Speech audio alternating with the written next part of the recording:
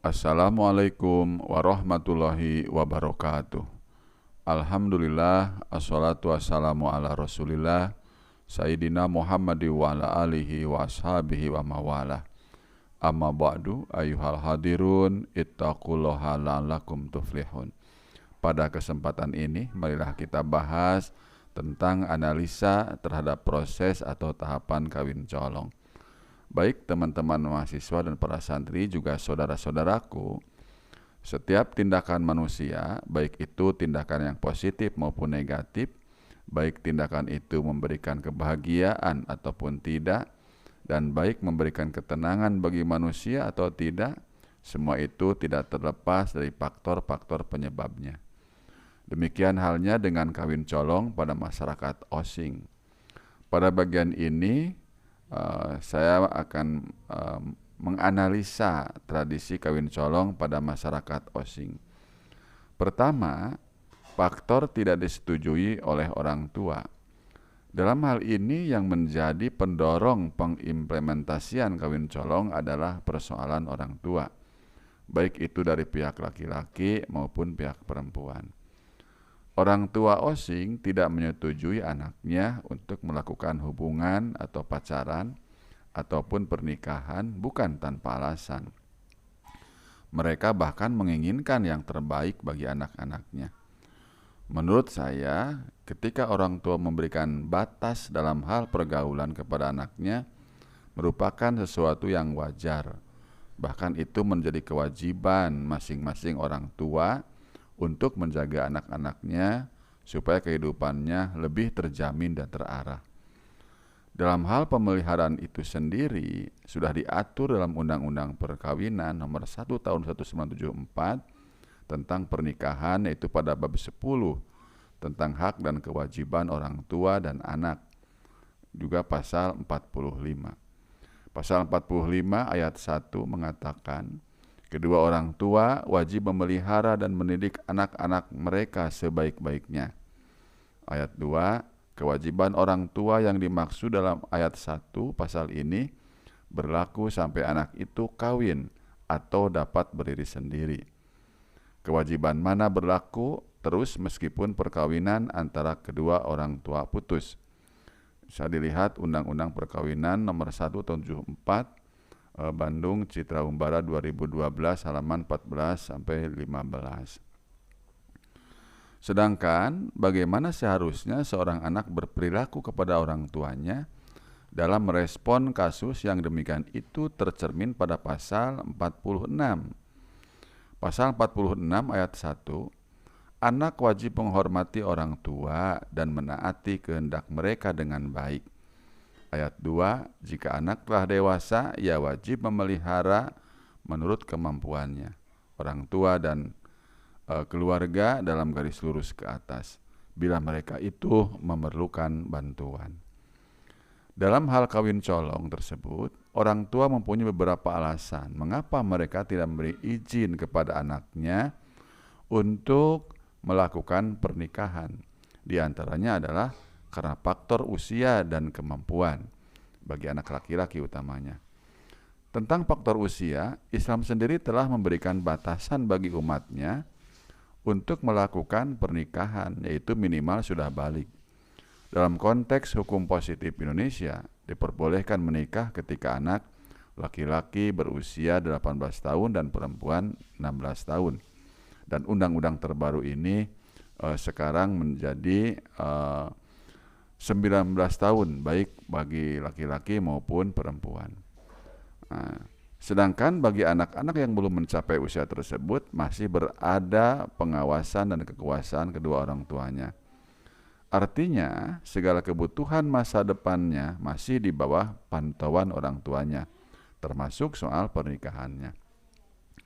Tidak ada orang tua yang menginginkan kehidupan anaknya menjadi tidak bahagia. Semuanya pasti berharap yang terbaik untuk anaknya. Oleh karenanya, sudah selayaknya bagi seorang anak untuk memperhatikan apa yang telah diwanti-wantikan oleh kedua orang tuanya, termasuk pertimbangan usia ini.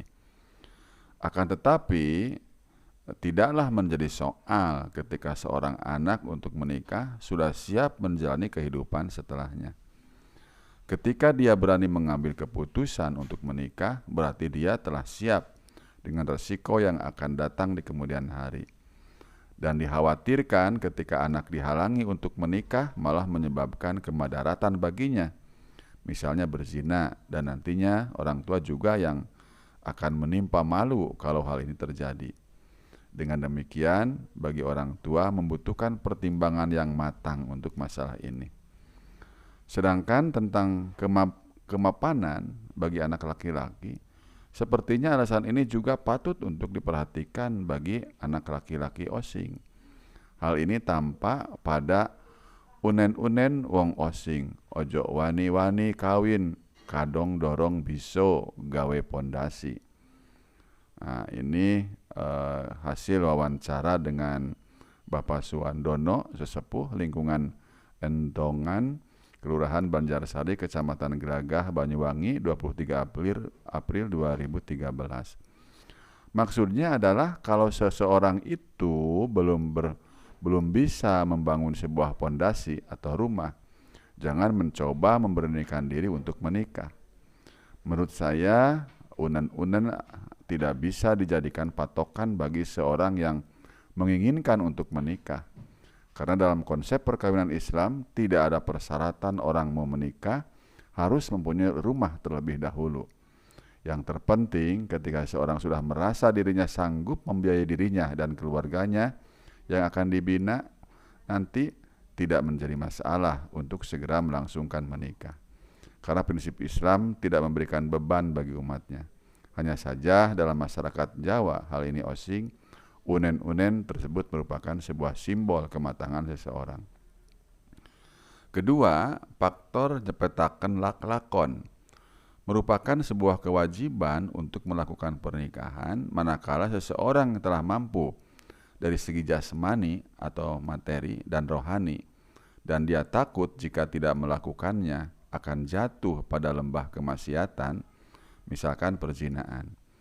Untuk mengantisipasi hal yang demikian, nyepetaken lakon adalah suatu metode yang baik dan lebih memberikan kemaslahatan bagi para pelakunya.